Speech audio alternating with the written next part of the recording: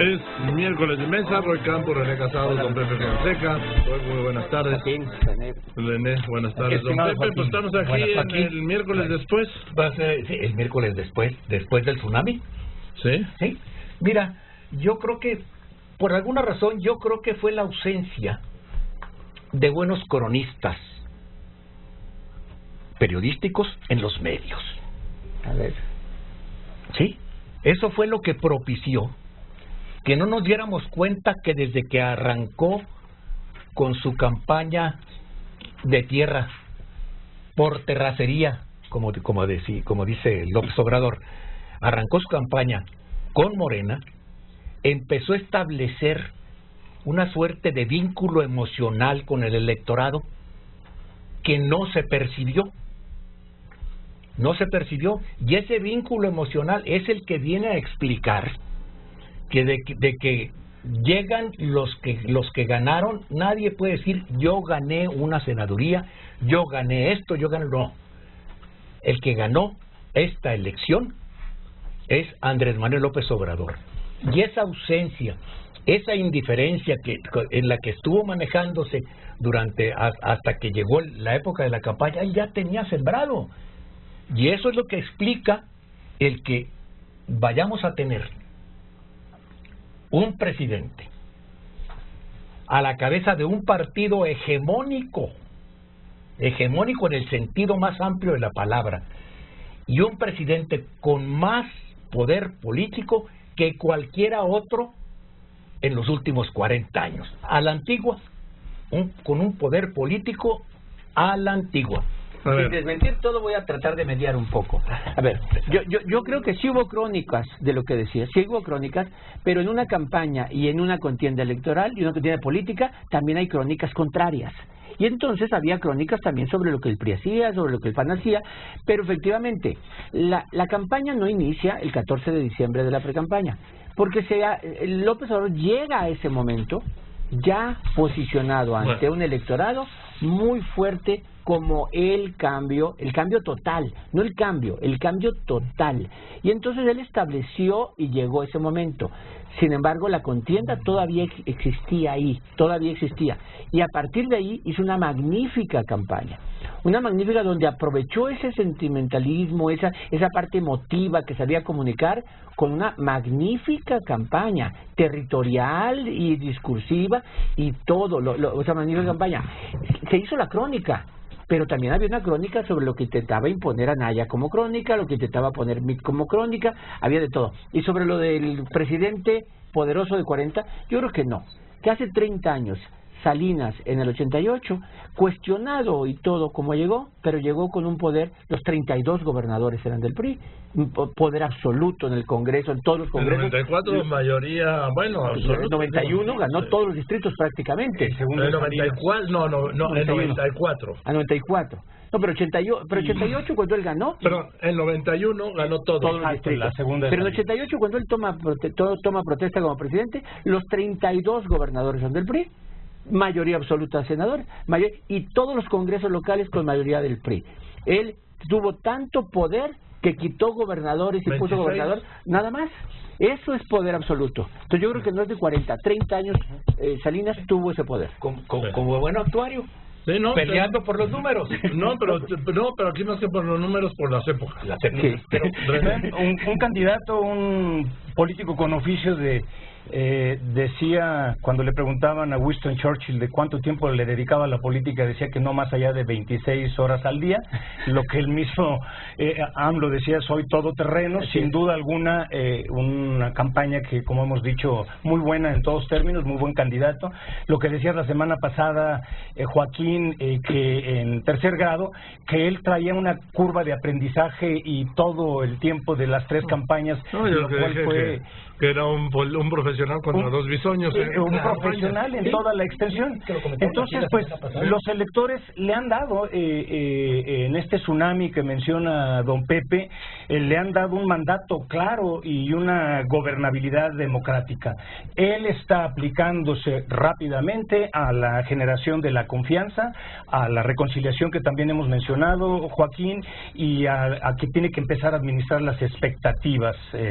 Justo lo está haciendo y con un buen tono comunicacional en este momento. Bien, voy a unos mensajes y regreso con la mesa de Campo René Casados y don Pepe Fonseca. Siga los comentarios de López Dóriga en el Twitter, @LópezDóriga. Siga bien informado, siga con Joaquín López Dóriga. Entonces, ¿qué, don Pepe? Pues mira, ha sido muy interesante todo este periodo de lo que está empezando a pasar y lo que va a venir. Yo creo que vamos a ver a un gobierno muy fuerte, pero que también tiene que irse, es difícil todavía. Estamos aquí a 3 días de las elecciones. Sí. A 2. Bueno, entonces sí. Entonces, todavía no se empiezan a asumir las cosas, a pesar de que van a gran velocidad. Y creo que van a ir a tal velocidad que no dudo de que antes del 24 de julio, cuando va a acudir a la invitación que le hizo el presidente Peña Nieto, el virtual presidente electo, a ir a la reunión de la Alianza del Pacífico en Puerto Vallarta. Yo creo que ya para entonces ya va a estar ya el tribunal. No hay impugnación. No, el tribunal no, pero hay plazos. Me lo acaba de decir Lorenzo Córdoba. El plazo es septiembre, 6 de septiembre. Antes del 6. No hay plazos. Pero es el plazo máximo. Sí, pero tienen que resolver primero todo lo demás. Las impugnaciones y impugnaciones de senadores, de diputados, del Tribunal Electoral. Y entonces, me lo acaba de decir Lorenzo Córdoba, que será en septiembre, a principios de septiembre, máximo el 6. Bueno, pero don Pepe, pero eso es lo formal. Eso es lo formal. ¿Sí? Ese es lo formal. De todas maneras, yo creo que entonces lo que sí hay que recordar es un viejo sabio, uno de los ídolos históricos del virtual presidente electo, que es el general Lázaro Cárdenas, que siempre advirtió sobre el cuidado que deben tener los presidentes de la República al hacer declaraciones. Y tienen que ir calculando el peso específico y brutal que tiene la palabra presidencial. Es algo que yo creo que es un ejercicio que puede ir empezando a practicar ahorita el virtual presidente electo, para ir teniendo ya, ir midiendo las cosas que dice y ahorrarse expresiones exageradas como la de hoy en la mañana ante los empresarios, de que con tal de cumplir los planes de desarrollo nos quedamos sin camisa. Perdón, quedarse sin camisa el gobierno no. A ver, por cierto, ahí va el PG Móvil. ¿Sí? Lo estoy viendo ahí en Foro TV. ¿Ya va a comer? Ah, no. Sí, ya se fue a su casa a comer, sí. Es el PG Móvil. ¿Sí? Y ahí va. ¿El blanco también? ¿Sí? A ver, Roberto. A ver, sobre... Quiero decir algo ahí. Sí es cierto, hizo una gran campaña. Magnífica. Gran campaña. Pero terminó la campaña el domingo. Es decir, cerró bien la campaña, porque a partir de entonces inicia, si hizo una buena campaña, parece que está haciendo una buena transición. Te diría yo incluso que en el sexenio, tal vez, los mejores momentos de Peña Nieto fueron el domingo y el martes. A ver, el domingo, los opositores que esa mañana lo podían haber abucheado, los simpatizantes de López Obrador, le aplaudieron a Peña. Lo aplaudieron en el salón, pero también en el Zócalo. El Zócalo. Es decir, tal vez fue el mejor momento de Peña Nieto, cuando López Obrador le reconoce haberse comportado bien como estadista, y entonces puede ser, y ayer, cuando las fotos, la reunión en el Palacio Nacional con él, o sea, sonrientes los dos, puede ser su mejor momento, cuando su crítico y su opositor más fuerte haya tenido esa relación con él. Quiere decir que López Obrador, además de buen candidato, está demostrando ser buen político en esta etapa de transición. Por lo menos ser un buen ganador. Un buen ganador. Buen ganador. Sí, porque siempre te insisten a lo largo de la vida, hay que saber perder, y yo siempre he insistido, ¿sí? Ok, sí, pero es más importante saber ganar. También. Saber que ya acabó la pelea. No, por eso, saber ganar. ¿Sí? Y saber ser generoso en la victoria. No, saber ser inteligente. Inteligentes. Y ahorita que mencionas esa palabra, de inteligente y a lo que dices. Veníamos comentando que desde él cierra la buena campaña, cierra la campaña, manda ese mensaje que era ya casi un adelanto del día de la victoria, va al Hilton y da un mensaje muy bueno, donde empieza ya a comunicar lo que tiene que justo que significar, que es un mensaje de tranquilidad, de certidumbre, va al Zócalo, que es en otro tono, pero se mantiene en ello, y lo que dices, va a Palacio Nacional, a los símbolos del poder, lo hace muy bien. La conferencia de prensa, a mi parecer, Joaquín, Roy, don Pepe, la hace también espléndidamente bien, sobre todo comunicando esto que decimos, su primer mensaje de confianza, Joaquín, de certidumbre. Y luego vendrá lo que decíamos, ¿cómo administrará esas expectativas? A ver, fue la primera conferencia de prensa que da en su vida en Palacio Nacional. ¿En el Palacio? Estamos hablando del Palacio Nacional, y donde se vio, se notó muy cómodo. Sí, la frase, la forma es fondo. Sí, que ya la había dicho. Sí, citando a Reyes Heroles. Sí, bueno, es que a mí se me llamó mucho la atención, y no vi que lo destacaran mucho algunas crónicas, que tú dices que hay crónicas que yo no las veo, porque tú no, parece que no leíste en los 90, cuando había grandes crónicas. Puros números, Roy. Perdón. Está bien. Sí, pero mira, a mí lo que me llamó la atención es que eso me llamó la atención. Lo citó muy especialmente. La forma es fondo. Y estaba citando el virtual presidente electo, estaba citando a don Jesús Reyes Heroles, el último gran ideólogo de la Revolución Mexicana y del PRI. Así es. Y creador de la primera reforma política. No, eso es lo importante. Olvídate de la reforma política, del ideólogo de la Revolución y del PRI. ¿Y qué palabra expresaste ahorita de que se le sintió bien, que está cómodo? Ahí justo, en ese lugar de símbolo de poder, sí, él está justo cuidando la forma y el fondo de ello. Y es el inicio de esta transición pactada de la entrega de la administración, que qué bueno que inicia de esa forma y de esa manera, porque sigue comunicando certidumbre. Sí. Ahora, tiene los equipos que ya designó, y ya está empezando a soltar a las gentes de los distintos equipos a que hagan declaraciones, lo cual a él le quita presión para hacer, es una medida inteligente, porque siempre podrá desmentir lo que declare Jiménez Esprú, lo que declare Olga Sánchez Cordero, lo que declare cualquiera, o simplemente, no, y además, ¿sabes qué? Le va a servir para irlos calando de aquí. Claro, eso es cierto. Y los va a ir midiendo, y los que, claro, los va a calar. Acuérdate en la época de Fox, de aquella transición de Rangel Sotmat, que era el que llevaba educación y no llegó al secretario de Educación, ¿no? Era el encargado. No, lo que pasa es que Fox creó que aquellas coordinaciones efímeras estaban entre él y los secretarios de... Para que le quitaran trabajo a él. Sí, porque pues para que no le llevaron... Yo me acuerdo una vez Eduardo Sojo en Economía. No sé, un grupo de empresarios iban a tener una audiencia con Fox, y le presentaron al secretario particular, digamos que presenta, ¿no? Esto es lo que vamos. No era. No, era Alfonso Durazo. Sí. Y que dijo, no. De llevar un estudio así como de 15 páginas. No. Al presidente, 1 o 2 páginas. Vamos, de preferencia 1. Y aquella confusión. Y tiene razón, pues oye, pues le vas a echar un choro de 15. Hay resúmenes ejecutivos, ¿no? Por eso, una tarjeta. Claro. Una tarjeta y ya, Y además él en aquel momento, Joaquín, que fue muy criticado, partió de una confusión de no comprender desde su perspectiva la diferencia entre la administración pública y la administración privada, con aquellos famosos headhunters, ¿no? Que empezó a reclutar bajo ese principio y ese criterio. A ver. Tampoco eso de la experiencia privada es que a mí hubiera sido presidente de Coca-Cola, Sí, no, era una confusión ahí. Y esto se lo vendieron los suyos, iban a ser los headhunters para hacer un gabinete. Eso es, absurdo. Porque administrar lo público no es lo mismo, no tiene la misma lógica que gerenciar lo privado.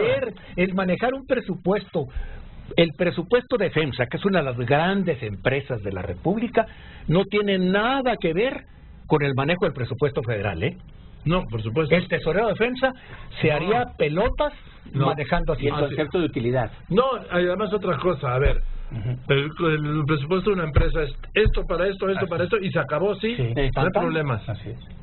El presupuesto federal está en una constante pugna, estira y afloja, peticiones, exigencias, desastres naturales, en fin, muchas cosas que en un presupuesto empresarial, pues si hay una desgracia, pues lo cobre el seguro, hombre, y ya, y se acabó. Claro, ¿por qué no compraron seguro? Y es, pues, si no compraron seguro, corro al secretario de Finanzas. Sí, y es muy diferente rendir cuentas a tu jefe en el orden del organigrama y a una junta accionaria que a un país. No, y otra cosa, es una cosa manejar recursos privados y otra cosa manejar recursos públicos. Fíjate, y tan lo que mencionas, Joaquín, la centralidad justo ahí está para la política de lo que va a ser la negociación del presupuesto que viene como un instrumento fundamental y clave para la asignación de recursos justo para empezar su gobierno. Además hay que reconocerle que con una gran inteligencia ya pateó el bote para atender el asunto de la seguridad, que es gravísimo. Pateó, porque va a convocar un foro, va a reunir gentes de todos, hasta creo que volvió a ratificar que va a invitar al Papa. Olvídate, pero alguien va a invitar al Vaticano, ¿ok? Alguien mandará. Entonces, ese gran foro de la Guardia Suiza. En ese gran foro, seguramente, el que sabe de seguridad, ¿no? El jefe de la Guardia Suiza que sabe de seguridad. Es una editorial comandante de la Guardia Suiza. No, aparte tiene el equipo de seguridad civil. ¿Sí? Entonces, eso le va a permitir que el problema se airee mucho y las eventuales soluciones irlas elaborando ya acá, y de lo que digan en los foros a lo mejor hay 3 o 4 ideas que pueden ser traducidas a la realidad. Yo creo que el tema de la inseguridad está sobrediagnosticado. Sí. Lo que hay que encontrar es una solución real, que es un problema, porque ¿saben qué? No existe solución mágica para resolver el tema del combate no a la delincuencia organizada. No mágica. Joaquín se la va a llevar y se la está llevando, como dijo, un mando único que va a empezar desde primera hora en la mañana, donde él con centralidad, desde donde va a mandar, que es Palacio Nacional en primera instancia, como lo ha dicho, va a estar gestionando el minuto a minuto y la hora a hora y el día a día de la problemática de la seguridad. Así se la va a ir llevando. Además, como me dice un especialista, además no es lo mismo manejar una embotelladora que ser director de Coca-Cola en México. La chamba fuerte la hacen las embotelladoras. Claro. En fin, vamos a ir a las conclusiones. Roy. Tantas veces que hemos criticado la ausencia de demócratas en México, y quiero felicitar el domingo 1 de julio, por lo menos en el ámbito nacional. 6 actores y los 6 actores con comportamiento perfecto. La ciudadanía salió a votar y salió a votar bien. Los medios de comunicación muy responsables en toda la comunicación. Los perdedores aceptando la derrota luego y bien, claramente, no diciendo voy a revisar. El Instituto Electoral con una buena comunicación y un buen trabajo. El presidente de la República muy bien y el ganador muy bien. Y faltó un factor, los cientos de miles, los héroes mexicanos que estuvieron en las casillas. Los que cuidaron, sí, exactamente. Pero eso hizo que viviéramos una civilidad democrática. Ese día nos fuimos a dormir tranquilos, y aquellos catastrofistas que veían desastre económico o social ese día, se quedaron con las ganas, porque no pasó nada. ¿Por qué? Porque los actores, hubo democracia y hubo demócratas. A ver, pero hubo democracia porque ganó Andrés Manuel López Obrador. No, porque los votos contaron. Bueno. Porque los votos contaron. Y hubo demócratas porque hubo aceptación de derrotas. O sea, eso nos hace un proceso limpio. Y todos los demás actores no metieron sospechas sobre el proceso, no trataron de ensuciarlo. Y digo nacional porque todavía hay cosas locales que tenemos que ver. Y lo que apuntaba Héctor Aguilar Camín, que escribía y que expresó en comentarios, de que también es importante en términos políticos esta reconciliación, si se puede leer así, del voto en las urnas que da estas mayorías a Morena y a Andrés Manuel López Obrador, de la sociedad y de la ciudadanía con la democracia misma, ¿sí? Donde en intenciones y en encuestas se decía que poco aprecio, pero aquí fue un refrendo de voto de confianza. ¿Qué es el voto de confianza también? A Andrés Manuel López Obrador, Joaquín. Bien, gracias, René. Dicen los que saben, y yo solamente lo afirmo. Yo nada más tendría una frase para el virtual presidente electo. Y voy a recordar algo que dijo en la primera alternancia. No estoy seguro si fue Carlos Castillo Peraza o don Luis H. Álvarez, que le dijo a un grupo de los dirigentes del PAN cuando ya era Fox, había ganado la presidencia. Dijo: no nos derrotó la adversidad, ojalá y no nos derrote la victoria. Sí, citaba a Luis H. Álvarez, que fue el que dijo esa frase: si no nos derrotó la derrota, que no nos derrote la victoria. Sí. Eso es algo que a todos los que están festejando el triunfo de Morena valdría que lo recordaran. No, ahorita no van a recordar nada. Gracias, don Pepe. Gracias, Joaquín. Muchas gracias. Gracias, Roy Campos, muchas gracias. Buenas tardes.